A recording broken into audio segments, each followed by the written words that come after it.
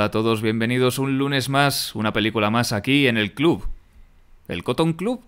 No, el Cotton Club no, el Cotton Club ya iremos otro día. Pero hoy, lunes, vamos a pararnos un ratito en el Club de los Cinéfilos Muertos. Aquí conectando en riguroso directo con Rubén desde su casa de Rejas de Ucero y con servidor, Guillermo González Lanchares, Guille Lanchares en Instagram, Guille Lanchares en Twitter. Ahora diré las redes del otro.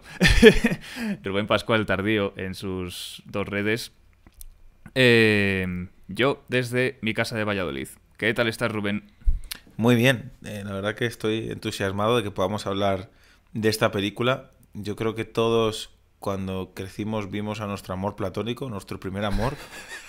Y, y yo la verdad que cuando vi a esta chica, ¿sabes? Porque todo el mundo dice, no, yo quiero una chica que sepa hacer malabares para luego esas cosas que luego se hace de mayores y tal.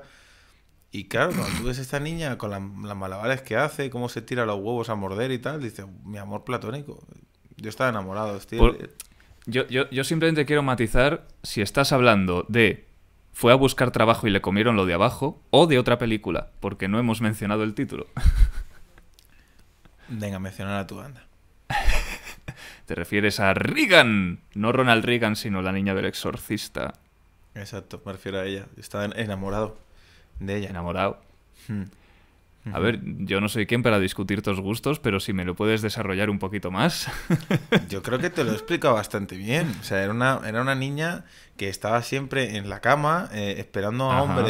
a hombres apuestos en camisón y gritaba que la chingaran y se metía, o sea, estaba todo perraca, la verdad que estaba en celo, no había nada más que ver lo que se metía por ahí todo y le daba vuelta a la cabeza y sabía hacer malabares, saltaba de la cama, o sea, tenía una condición física, esa mujer en la cama, imagínate. Entonces, yo estaba enamorado, una chica de mi edad que hiciera todo eso, que tuviera esos poderes, esa habilidad, yo que se me daba mal el deporte y ella que bajaba las escaleras para atrás, yo estaba enamorado de esa chica.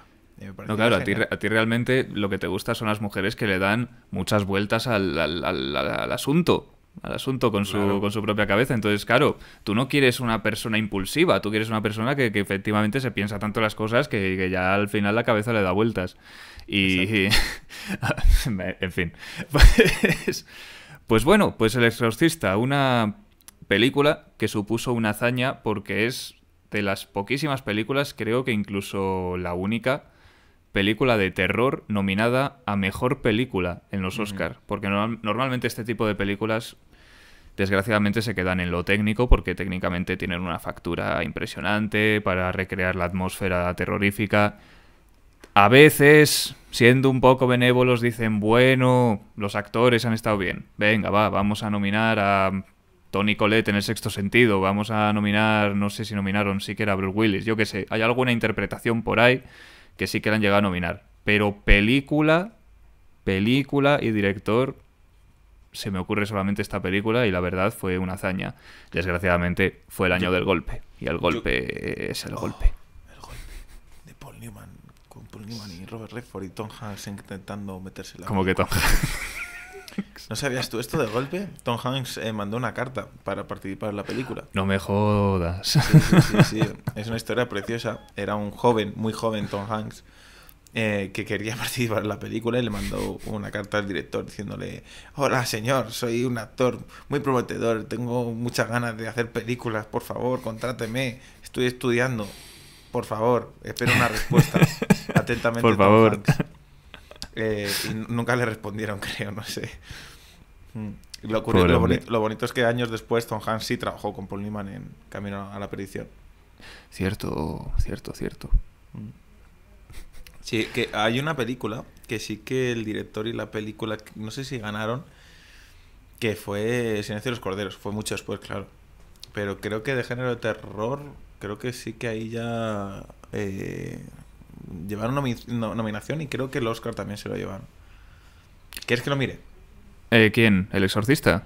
No, años después el Silencio de los Corderos. Ah, El Silencio de los Corderos se los llevó todos, Claro, efectivamente. Pero El Silencio de los Corderos, ahí ya entramos en debate. Hay gente que lo considera más una peli de un thriller, una peli de intriga, de suspense, y hay gente que lo considera pues thriller con toques de terror. Hay gente que lo considera terror, es como es una cosa un poco ambigua, pero desde luego El Exorcista trata unos temas que son... Ahora tú me contarás lo que yo creo que me vas a contar, Sí. pero... Ujú. Pero El Exorcista, desde luego, sigue los códigos del cine de terror.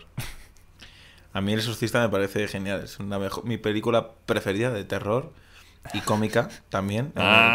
Es mi comedia preferida. Yo no he llorado tanto de risa con una película que como con El Exorcista. Yo siempre lo recordaré. La mayoría de los chavales en verano pues jugaban a la pelota y eso. Mi juego con mis amigos era ver El Exorcista. Y nos sentábamos todos en unos sofás y llegaba por fin la escena cumbre, que es cuando Regan pues tiene mal día y básicamente pues empieza a pegar gritos, empieza a meterse la cruz entre las piernas, a gritar cosas locas, la madre le intenta parar, le rompe el pómulo a la madre, mueve armarios, en fin, ese día Regan estaba un poco revuelta y esa era la escena que... Esa era la escena que a mí que me encantaba y que a todos mis amigos nos encantaba. Y la maravilla es que la veíamos en VHS, en vídeo, en aquel momento. Ya. Entonces, y poníamos la escena, empezamos a reírnos sin parar, o sea, llorando de risa. Y yo creo que ya parábamos de reírnos habiendo pasado por lo menos 3 escenas más. O sea, ya estábamos viendo... De carrerilla. Sí, estábamos viendo al padre Merrin y al Carras y por ahí hablando de cosas. Y nosotros aún seguíamos riéndonos de lo que habíamos visto en esa escena. Y me acuerdo que ya, una vez que ya dejábamos todos de jadear y de reírnos, parábamos, le damos al pause, rebobinábamos hasta antes de la escena en la que Regan está un poco revuelta y le damos otra vez al play. Y así como unas 3 o 4 veces, sin parar de reírnos hasta que ya era o sea, ya me refiero. Yo creo, que hablaremos ahora de esto, yo creo que si el demonio existía o existe, en algún momento tendría que haber aparecido aquí. O sea, por la falta de respeto continua que profesabais hacia el demonio. Exacto. O sea, si existe, yo me acuerdo que yo tengo una relación muy fuerte con esta película y con mi madre. Hay una larguísima historia. La primera vez que la vi a escondidas porque mi madre la estaba viendo. Me acuerdo que no sé de dónde vendría yo, del baño o no sé dónde, y mi madre la estaba viendo en el salón y claro, pues te llama la atención. Dice, mira, esta chica es como yo, se mea en la casa. ¿Sabes? ¿Sabes? Es la tía, ¿Cuánto dice, tenemos en común? algo tenemos en común, si es que ella está enamorado, lo he dicho. Y claro, mi madre me dijo, no muy astutamente, me dijo, métete al cuarto que no la puedes ver. No fue muy astuta. Entonces, claro, yo lo que hice fue entornar la puerta de la habitación sin que hiciera ruido y me quedé viéndola por la rendija. Hasta que obviamente me vio, pero claro, para cuando me vio yo ya, vamos, la niña la había dado vuelta la cabeza 5 veces. Entonces, pues ya me senté en el salón y la vi. Yo creo que era menor aún cuando la vi, pero la disfruté muchísimo. ¿Tú dirías que esta... No, sigue, perdón. No, dime. Todos tenemos una primera película de terror. Todos tenemos una primera película que no... Se supone que no deberíamos verla, pero estamos ahí como, y quiero saber lo que pasa con esta película. ¿Tú dirías que esta fue tu película de terror de cuando eras pequeño? Sí, y de adulto igual. Ha sido la película de terror de mi vida. Porque la verdad que he hecho cosas con esta película de miedo y de comedia y de todo. Ha sido una de mis grandes películas. Recuerdo una vez, estábamos tal que donde estoy ahora mismo, en el pueblo, y aquí, para la gente que nos escuche, hay una conexión entre el salón y la cocina, que es una pequeña ventanita por donde se sacan platos para comer en el salón y demás.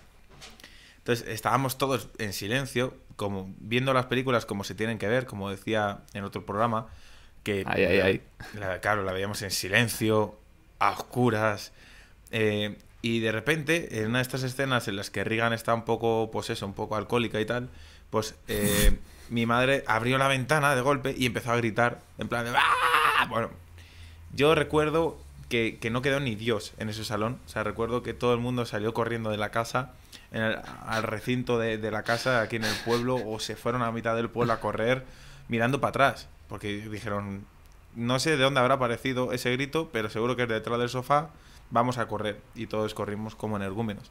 Luego mi madre, queriendo tranquilizarnos, fue cuando nos contó que El Exorcista está basada en un hecho real, fue cuando ya dijo, tranquilos chicos, joder, no os asustéis, que, Que esto ha pasado antes. que esto ha pasado. Que ya se sabe. Esto ha pasado, además, no fue una niña, fue a un niño, mirándonos a todos, que éramos chicos, fue a un niño, Ah. ¿sabes? Nosotros así como, vale, ¿sabes? Y así, pues bueno, así nos tranquiliza mi madre a todos. Yo soñé varias veces con el exorcista, no con el tío, sino con la niña. Sí. Ujú.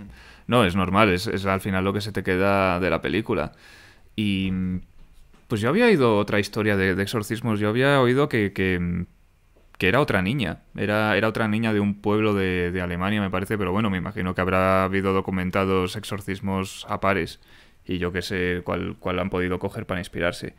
Yo tardé mucho en ver esta peli. Yo creo que cuando la vi ya era adulto.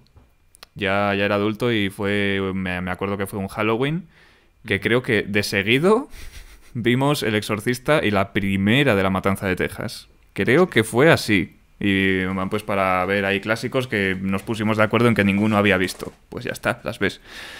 Entonces, hay una cuestión. La película es del 73 y debido a la censura de aquella época y ciertos temas que eran difíciles de tratar, aunque la peli salió adelante pese a los temas que trata, pues está censurada. Ahí hay una versión estándar y ya en el año 2000, que no sé muy bien por qué tardaron tanto, pero en el año 2000 sacaron una versión extendida que yo creo que es la que hemos visto todos. Y por eso tuvo un repunte de popularidad muchísimo después de haberse estrenado, pues eso, porque precisamente en el año 2000 se volvió a estrenar en los cines y desgraciadamente la reacción del público fue totalmente diferente. En los 70 la gente se cagaba de miedo y en los 2000 la gente se meaba de risa en el cine. Pues porque las sensibilidades habían cambiado, la gente ya no se tomaba tan en serio el tema del demonio, en fin, dos generaciones diferentes.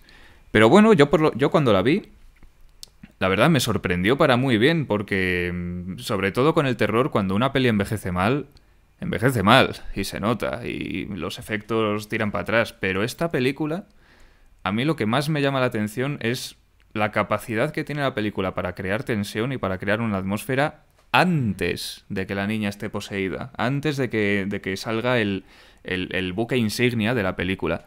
O sea, yo me acuerdo, nada más empezar, que hay una excavación, desentierran una figura que no se sabe muy bien lo que es y cortan a unos perros mordiéndose. Ya está, contado. O sea, ya ¿para qué quieres incidir más? Ya sabes tú que eso trae algo malo.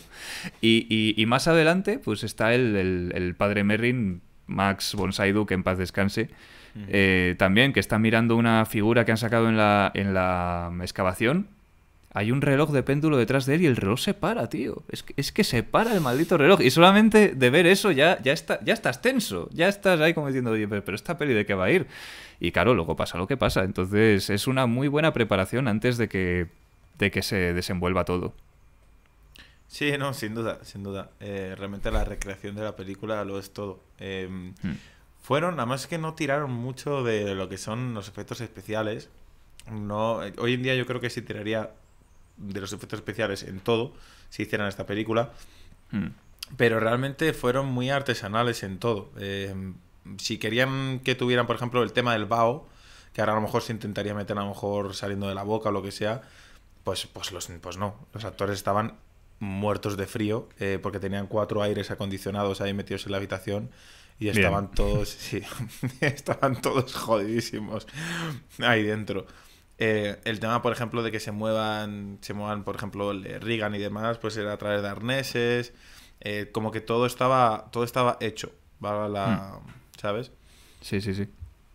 Y luego es eso, el tema de la iluminación. A mí el director de foto Owen Roithman, lo que dices tú, nada más empezar ya vemos la figura, la estatua del demonio. ¡Pazuzu! Se Sí. llama Pazuzu el demonio. Bueno, sí. Y es un nombre que me hace muchísima gracia. Pazuzu, Pazuzu, Lucifer, Voldemort, Mariano Rajoy, como queramos Aznar. llamarle. Aznar. Aznar, como queramos llamarle, George Bush. En fin, el caso... Maluma, el caso... el caso es que ya que se ve al principio la silueta de todos estos seres, en una estatua, no sé si lo recordarás, y ya está el sol justo detrás y se ve ya la silueta. Realmente esta película trabaja mucho el tema de las siluetas todo el rato. Y la fotografía es muy dura cuando tiene que serlo, está como muy bien planteado todo. A nivel de fotografía, la recreación es impresionante en ese aspecto. Es un gran dire de foto, un dire de foto que ha trabajado ya con, como decíamos antes de la grabación, que ha trabajado ya antes con William Friedkan. Friedkan, no sé cómo se pronuncia. Es un nombre raro. Sí. Eh, los dos se hicieron... ¿Qué pasa? Me río de los nombres raros, ¿vale? Hay Pasa nombres algo. raros. No, Me no río. pasa nada. Vale. A los dos hicieron The French Connection, por ejemplo, que fue cuando realmente se llevó, por ejemplo, el Oscar William Friedkan. Friedkan. Willy. Willy. Es cuando el director se llevó el Oscar. Y este direcfoto igual, este direcfoto no se quedó anclado en este género, como sí a otros muchos seres de esta película. Hizo Tucci, hizo Network, hizo un montón de películas. Y el trabajo de los dos me parece... Es que ya de por sí la portada, creo que todos la recordamos, Sí. es la imagen del exorcista en silueta. O sea, es que está trabajado todo en silueta esta película y es muy... Es precioso porque también habla de eso, de que hay luz fuera, pero que un ser tiene algo negro dentro, ¿sabes? ¿Sabes? Como que puedes sacar 1001 lenguajes. Ujú. Y es muy interesante el trabajo de estos dos albañiles de la imagen. Me parece muy bien el trabajo que hacen precisamente estos dos en la habitación de Regan. Hay una cosa que está muy bien trabajada, que es que el terror se mantiene en esa habitación. Cada vez que entra en esa habitación algo tiene que ocurrir, algo tiene que tal, es como que el mal reside en esa habitación. Entonces eso está muy bien pensado porque hace que te relajes cuando la acción se desarrolle fuera, pero de repente te va metiendo una o dos puntadas de terror cuando están fuera y claro, no te las esperas. No te las esperas porque la película establece que el mal solo ocurre ahí. Y es que la paleta de colores es diferente, la temperatura es diferente, como tú bien has dicho, por el vaho. El maquillaje de la niña va degradándose cada vez más. Entonces, es una frase que odio decir, pero es que esa habitación es un personaje más. por cómo está tratado y por lo diferente que es a todos los demás escenarios. Parece que está viva. Nunca mejor dicho, porque se ponen a volar los libros, las estanterías, la cama, la niña, todo. Entonces, me parece que está muy bien tratada la habitación. Hay una cosa narrativa, no sé si... Dime, que te corto No. siempre, Dios mío. No, iba a darte la razón de que incluso puede ser la representación del demonio en la propia habitación, porque cuando el demonio entra en crisis, la habitación también. Incluso al final del todo, cuando el demonio sale, es cuando literal las paredes de la habitación se desquebrajan y se rompe la ventana y toda la virgen y la puerta se raja también y todo. O sea, como que siempre que el demonio tiene algún tipo de crisis, se ve el reflejo en esa habitación como tal. Ya. Y cuando intenta vacilar, igual. El demonio no vacila con nada más, sino con abrir un cajón o abrir... O sea, es la propia habitación la que siempre es la reacción de estado de ánimo. O sea que te doy la razón. Bien. Pues narrativamente hay una forma que yo por lo menos solamente la he vuelto a ver. La he vuelto a ver en contadísimas ocasiones. Y es que la película te pone imágenes que tú dudas de si realmente las has visto o no. Porque de repente te ponen planos de la casa y eso que hay en las sombras es una cara que me está mirando, son unos ojos. ¿Qué es eso de ahí de la esquina? Y cuando quieres mirar ya no está. Y es como, uy. Y ya a lo mejor hasta Claro, en el cine no lo puedes hacer, pero ya en casa con el VHS dices, hostia, que sí, que había una cara. ¿Cuánto tiempo llevaba ahí esa cara? Pero vamos a ver, ¡otra cara!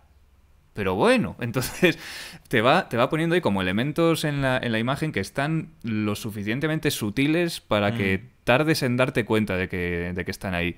Y es que me parece brillante ese recurso y hasta donde yo recuerde, solamente lo han hecho otras dos películas. Hay una película que lo hace en un momento muy concreto, no es algo constante, que es la de Sunshine.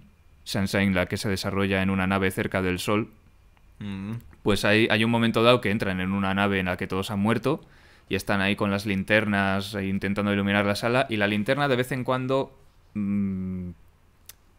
o sea, la linterna de vez en cuando pega un fogonazo a cámara, un fogonazo blanco porque apuntan a la cámara. Cada vez que la linterna hace eso, ¡ay! Te ponen ahí algo, te ponen algo que dices, ¿qué estoy viendo? Y luego entiendes lo que has estado viendo. Y el otro ejemplo que lo utiliza muchísimo más y que es la referencia, vamos, que esta película es la referencia directa, fue Hereditary. Hereditary, que es de hace 2 años, me parece, la película. Y lo utiliza muy a menudo. Te pone cosas en el cuadro que tardas mucho en saber que están ahí y cuando te fijas ya no te puedes fijar en otra cosa. Y me parece una manera de marcar la presencia del mal que yo creo que no tiene precedente. Yo creo que esta película fue la primera que lo planteó de esa manera y me parece un recurso precioso, porque no es el típico susto de si esta peli se hiciese ahora, esas caras aparecerían en primer término y te darían el susto con el volumen a tope. Pero fíjate cómo a veces la sutilidad da más miedo y se te mete más en los huesos que cualquier susto que te puedan dar los altavoces del cine. Sin duda, sin duda. Además es que es algo que está trabajado muy en el subconsciente en general en la vida.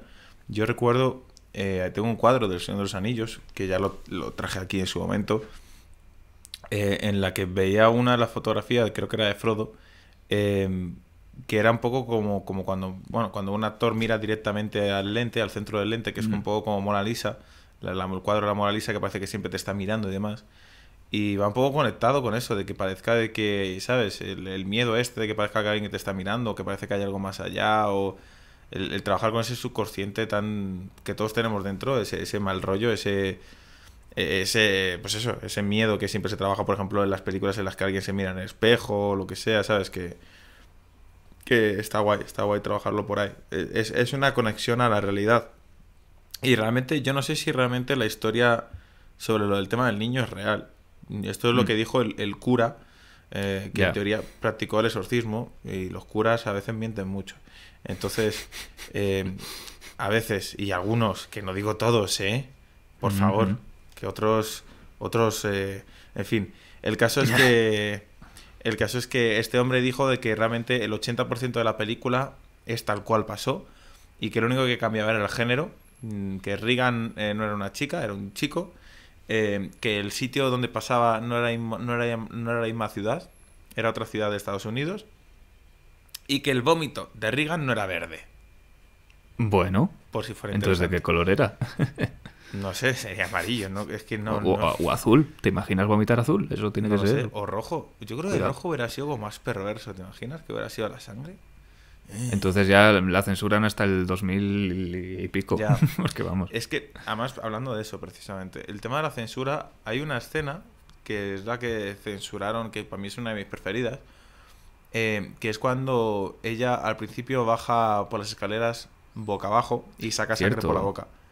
Esa fue una de las que censuraron. Hasta un montón de años después, hasta décadas después, no llegaron a ver no se llegó a implementar esa escena del montaje. Y yo imagino que es precisamente por eso, por la sangre. Si a lo mejor nada más que hubiera bajado las escaleras y se hubiera pegado cabezazos contra la pared o algo así, dice, bueno, pues la dejamos. Pero yo creo que fue por la sangre, por lo escandalosa que era la sangre. Y también que pasa muy pronto. O sea, es una escena que pasa muy pronto. Es muy, muy, muy temprana. Sí, y ahora es una de las escenas indiscutibles de la película. O sea, que fíjate cómo cambia la movida cuando pones unas escenas u otras en la película. Hablando de ellos, si quieres, hablando un poco de los actores y de las maldiciones y todas estas cosas, yo me acuerdo que mi madre me decía, no veas mucho esa película. Yo decía, ¿por qué? Y dice, ¿por qué no? Algo pasa. No deberías tentar eso. No la veas, no la veas mucho.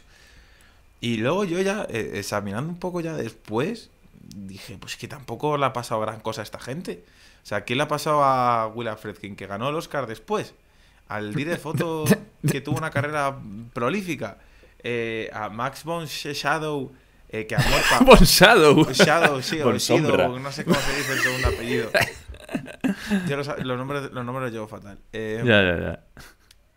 Ha tenido otra carrera prolífica, incluso después del Exorcista. El último gran personaje que hizo fue precisamente en la serie más conocida hoy en día, que es Juego de Tronos.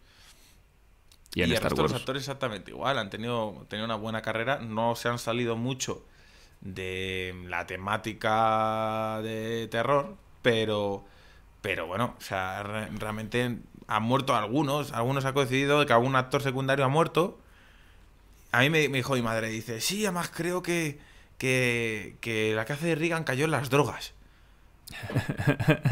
Que yo, la verdad que en ese momento dije, joder, qué feo, ¿no? Pero, pero ahora después, o sea, yo es que ahora lo veo normal. Yo hubiera caído en las drogas seguro. O sea, porque a esta mujer la tuvieron que poner guardaespaldas. Una vez que se estrenó en la Hala, película, eso no lo sabía. sí, la tuvieron que poner guardaespaldas porque había un montón de tarados religiosos que iban a por ella sin diferenciar muy bien si era una actriz o no. Y sí, cayó en las drogas, que dices, bueno, ¿y qué? ¿Qué tiene que ver? ¿Qué ha hecho qué tiene que ver el demonio con que haya caído en las drogas? Es que por esa regla de 3, el demonio ha atacado a la mitad de los músicos de rock and roll de la historia. O sea, el demonio se ¿Y cebó. quién te dice a ti que no? Claro, puede ser. El demonio se ha cebado con Mick Jagger, con John Morrison, con todo Dios. O sea, el demonio, o sea, si el demonio por hacer algo contra el demonio cae en las drogas, madre mía, el demonio. No obstante, yo te digo, yo creo que en este caso concreto, la actriz cayó en las drogas no después del Exorcista, sino después del Exorcista 2.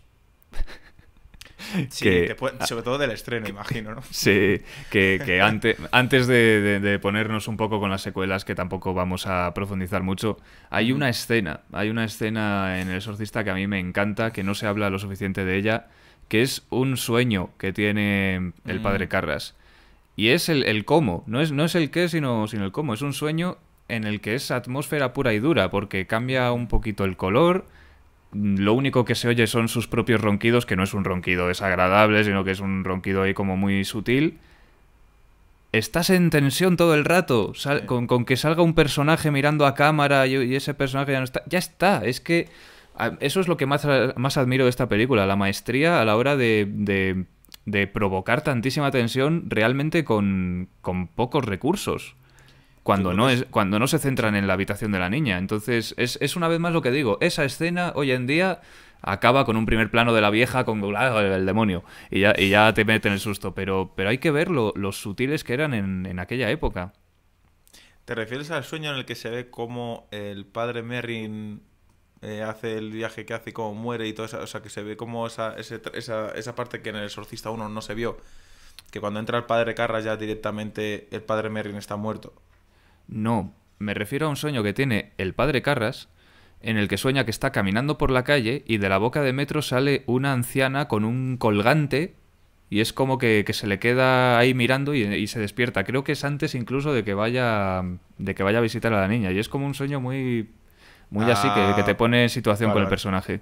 Es que pensaba que decías de la 2. Pensaba que hablabas ya de la 2. No, ya por eso decía que antes comentar una última escena. Sí, el tema de los sueños cuando su anciana madre se está yendo, el conflicto que tiene Morales sobre su madre. Sí. Todo el rato, el tema de que la deja en la residencia y todo eso que ha muerto, es lo que es su talón de Aquiles y lógicamente lo que usa Regan cuando está revuelta para tocarle las narices. Sí. Ya. Yo pensaba que te referías a la 2 cuando vemos al padre Merrin, que vemos cómo ha muerto. Pues no, esa escena... Yo es que la 2 ni siquiera la he visto cachos y he dicho, ¿qué es esto? Pero, ya. Pero antes quisiera hablar más que nada de una curiosidad, y es que hay una cosa... voy a soltar una opinión impopular, y es que la decisión de poner Tubular Bells de Mike Oldfield para El Exorcista, yo no la veo. Yo no la veo por lo menos por dónde está colocada en la película, porque... Es un tema que a lo mejor hubiera quedado muy bien en otra escena, pero lo meten en una escena en la que la madre está caminando y ya, no está pasando nada y te ponen esa melodía de Tubular Bells. Y la cosa es que esta película para la banda sonora tuvo un follón de... Por lo visto, William Friedkin es un poco desagradable. Entonces, en un principio quiso contar con Bernard Herrmann, el compositor habitual de Hitchcock. Lógico. Y la reunión debió de ser algo así. Debió ser, Bernard, quiero que me hagas una banda sonora a la altura de Ciudadano Kane. Ah, muy bien, señor William. Haga usted una película a la altura de Ciudadano Kane. Y se fue. El siguiente candidato fue Lalo Schifrin. Lalo Schifrin es el compositor del tema de Misión Imposible y ha tenido cierta experiencia en el cine de terror.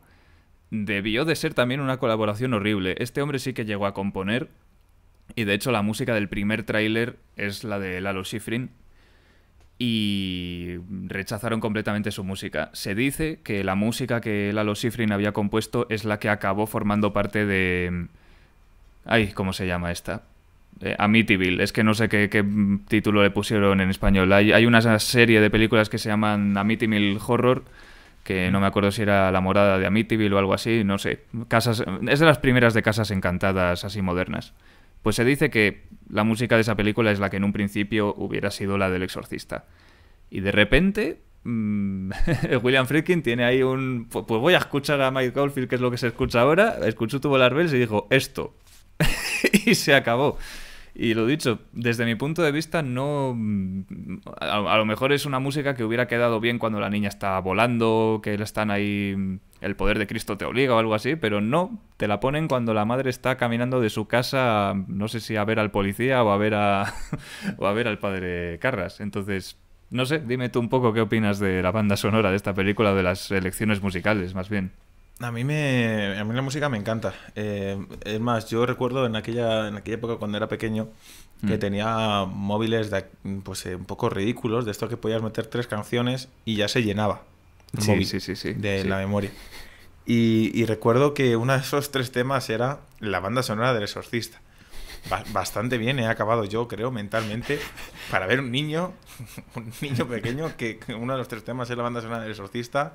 Dice, este niño lleva a los psicólogos ya. Pero era de esos móviles de envía el Exorcista a 3355 para tener el politono. Y era pi pi pi pi pi pi pi pi. Era un Motorola blanco y azul. Perfecto. La pantalla era blanco y negro. Sí. De esos que tenían el Snake. Era horrible hasta decir basta, era muy horrible. Pero a mí me funcionaba bastante bien, incluso hacía gamberradas y demás, no voy a decir nada. Pero eso, a mí las nacionales siempre me ha fascinado. Creo que Mike Oldfield se le conoce mucho por las canciones más taquilleras, digamos, más comerciales que ha hecho. No taquilleras porque nadie... Bueno, sí, en los conciertos sí, compran tickets, pero bueno... que puede ser Moonlight Shadow, puede ser, en fin, grandes canciones que conocemos de él, pero tiene una gran parte alternativa, incluso totalmente instrumental, totalmente, pues eso, al margen de la parte comercial. Y a mí me funciona, me parece muy curioso que hayan recurrido a Mike Oldfield, pero yo creo que sí que sonó la campana cuando le llamaron a él, y a mí el momento en concreto es que dices, vale, a lo mejor ese momento a ti no te convence, pero es que tampoco sé en qué otro momento hubiera funcionado mejor. Es que ya de por sí la película bebe mucho del silencio, mucho. Entonces, para mí ese era el momento, ese momento en el que la madre está caminando por la calle, que parece un momento normal, pero meter la música para seguir manteniendo el suspense y mantenerla, ¿sabes? Porque la madre a fin de cuentas está muy preocupada. A mí no me desagrada, fíjate. No sé si es porque a lo mejor la tengo demasiado interiorizada. Muy vista ya. Claro. Sí. Bueno, pues El Exorcista lo que tiene es que fue la primera de muchísimas. No vamos a hablar en profundidad de todas ellas. Primero, porque no las hemos visto todas. Y segundo, porque si no esto dura 2 horas.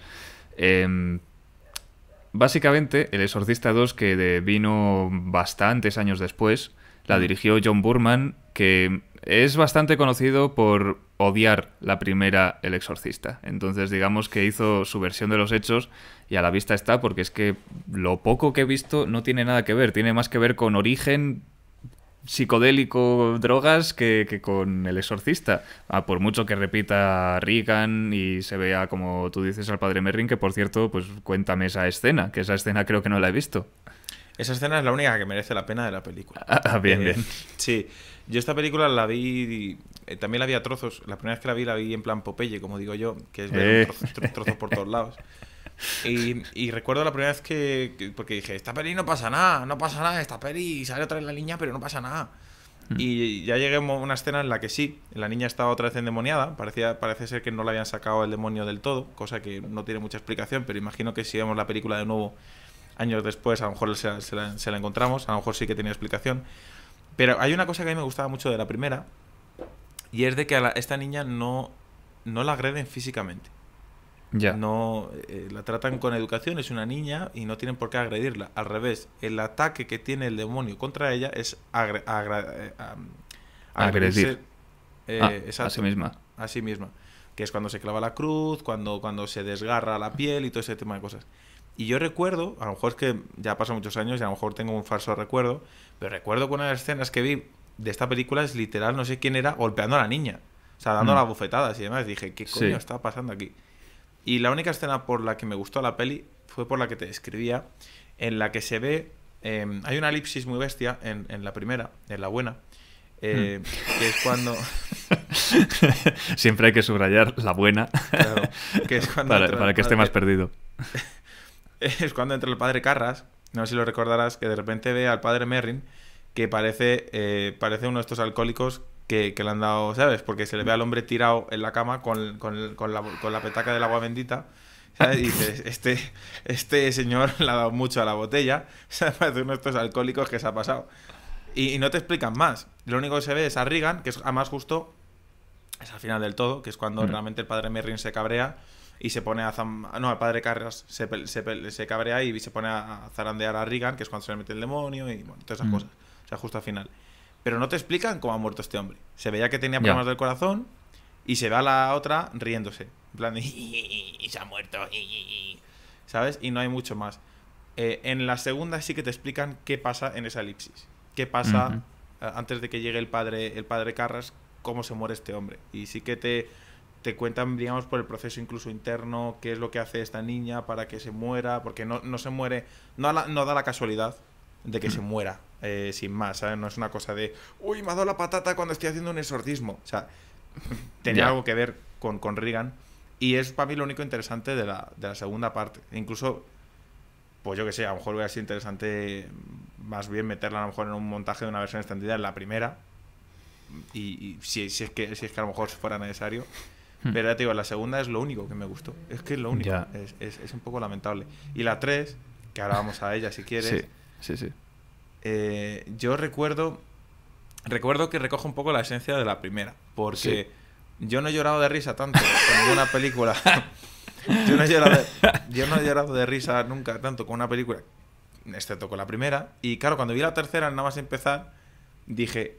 Esto es El Exorcista, porque me acuerdo, había una especie como de cámara, de plano subjetivo, la cámara iba avanzando por la calle, en la que veías como una especie como de ser que iba... que me tiro el micrófono. En la que veías una especie de ser caminando por las calles, y la cámara de repente se mete en las puertas de una iglesia, y aquí es donde la iglesia, digamos, se vuelve loca, donde empiezan las hojas de la calle a meterse en la iglesia, a haber un montón de viento, y aquí viene el momento clave, el Jesucristo de la iglesia, que está así, el pobre, pues como ya conocemos a Jesucristo mirando para abajo, con los ojos cerrados, de repente abre los ojos, en plan de, Dios mío, ¿quién ha entrado? La estatua del Jesucristo, la de madera, abre los ojos como en plan de, Dios mío, ¿qué ha pasado aquí? ¿Quién ha entrado? Yo cuando vi a Jesucristo... Yo estuve ahí. Tú la viste conmigo y con un amigo nuestro llamado Leandro. Y en aquel momento yo recuerdo que no podía... O sea, también hicimos lo mismo. Estuvimos... que la paramos ahí y la volvimos a poner. Exacto, la paramos, la volvimos a rebobinar y la pusimos varias veces. Y yo nada más empezar dije, esto es El Exorcista. O sea, es que además... hemos recuperado... Es que además son dos planos, porque es un plano en el que abre los ojos que queda muy raro porque se nota que es un efecto especial, y luego otro plano en el que ya está con los ojos abiertos que tiene una cara como ¿eh? Como diciendo, ¿en serio se han abierto las puertas? Entonces esos dos planos unidos es como maravilloso. Sí. Yo, a ver... Se va de torno nada más empezar. Sí. Del Exorcista 2 lo único que tengo que decir es una curiosidad, que hay una escena en la que sospecho que Regan es sonámbula o algo y empieza a caminar por una azotea, y hay un plano en el que está con un pie fuera y se ve pues lo que ella ve, y es bueno, pues a la altura a la que está puesta y cómo se puede matar. Bien. No había pantalla verde No había arnés, no había medidas de seguridad, nada. La actriz estaba con un pie fuera de la azotea y la cámara estaba un poco más arriba. Podía haberse matado. O sea, que si Linda Blair en ese momento se mata, sí, ya tendríamos en plan de, claro, por hacer de niña con el demonio, se ha matado, es normal. Es que Linda Blair juega otra vez con el demonio por segunda vez en otra película y es normal que se haya matado. Pero se ve que jugó también con su ángel de la guarda, porque no murió de ahí. Pero en fin. No murió. Y de la 3... Una gran carrera. La 3, como tú bien dices, recupera para bien y para mal el espíritu de la primera. Pero a mí la 3 me parece que tiene momentos muy concretos geniales, pero que la primera mitad es bastante... A mí incluso me parece hasta mala. O sea, me parece no solamente la primera escena que se va de tono, sino que tarda bastante en ocurrir las cosas y en avanzar la historia. Y ya una vez pasa algo parecido en la primera, que en la primera todo el terror es la habitación de la niña. Aquí todo el terror proviene de una celda en un sanatorio. Entonces ya una vez entran en ese sanatorio y en esa celda ya vuelven un poco las claves que hicieron buena al Exorcista.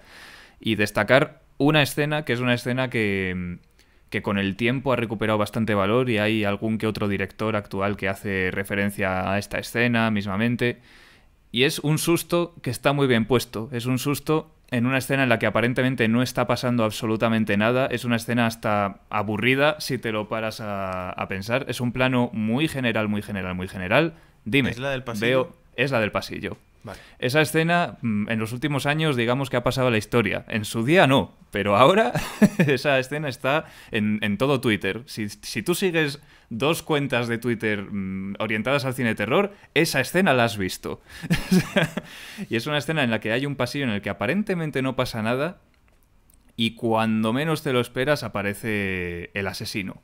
Vamos a dejarlo ahí. Aparece el asesino y encima no es nada explícito. No es nada explícito porque... Por su gestión de imágenes tú ya sabes lo que ha pasado ahí. Y no hace falta que veas ni cabezas rodando, ni un cuerpo, ni un... No hace falta que veas nada.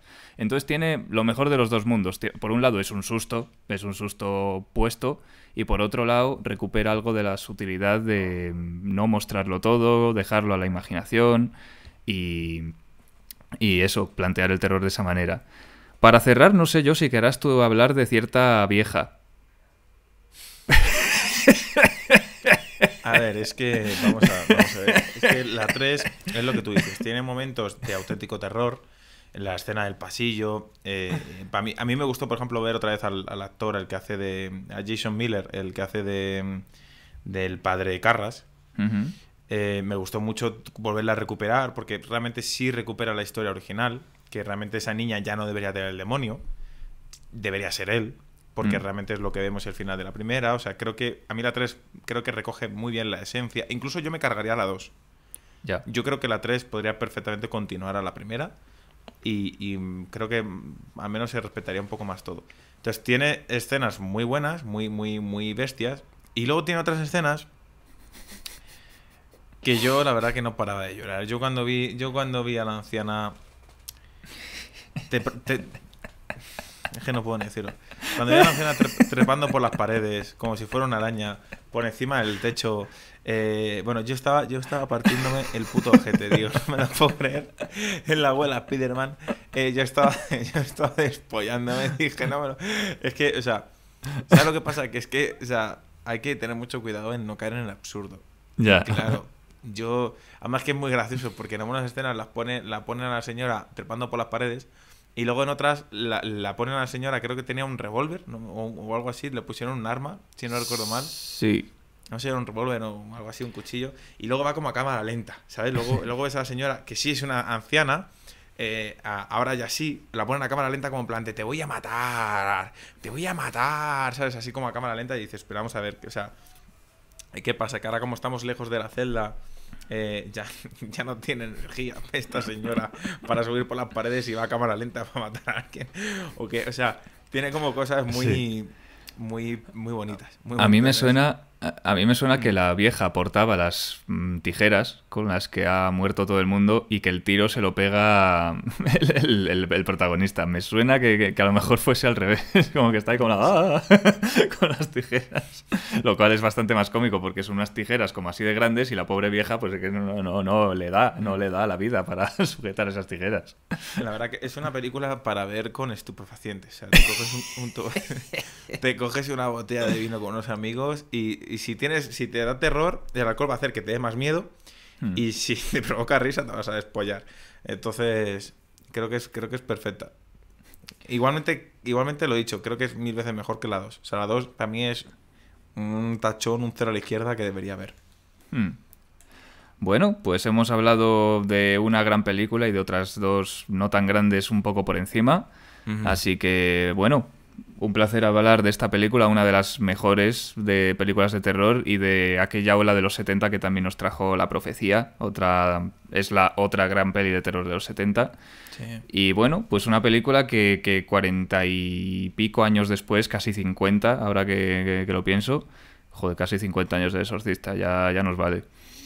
Sigue dando de qué hablar, sigue en las listas de todo aficionado y sigue siendo de visionado obligatorio para todo aquel que esté interesado en el cine de terror. Así que, dime. Hay algo muy curioso antes de terminar, por si alguien quiere saberlo, y es un poco el casting que hicieron el William Friedkin, que no se decidía tampoco ni por Bernard Herrmann ni por nadie. También estuvieron RQR a ver quién cojones eran los actores. Yeah. Y por ejemplo, para interpretar al padre Carras, estuvieron a punto de coger al Pacino y a G. Hammond.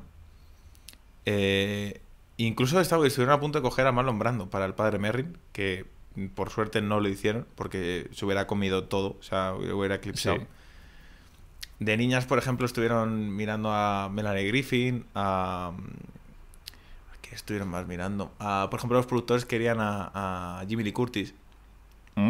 Pero sí, pero fue su madre la que no quiso, Janet Leigh. Fue la que dijo, no, mi hija no, que es muy, muy joven aún para hacer de estas cosas. Que luego, luego las metéis en bañeras y... sí. Por ejemplo, de la madre creo que quería hacerlo Audrey Hepburn, era una de ellas. ¿Oh? Sí, lo que pasa es que Audrey Hepburn en aquella época estaba un poco vaga. Entonces sí, en aquella época, ¿sabes? Ya estaba un poco charada. Chiste cinéfilo. Entonces, sí. Audrey Hepburn dijo que vale, pero si la rodaban en Roma. Y pues le dijeron que no, que se fuera a tomar por culo. También fue, no sé si fue Shirley MacLaine. También, pero creo que ya la habían cogido para otra película llamada Posesión, que no la recuerda a nadie. Y eso, o sea, como hubo grandes actrices y grandes actores que estuvieron a punto de formar parte.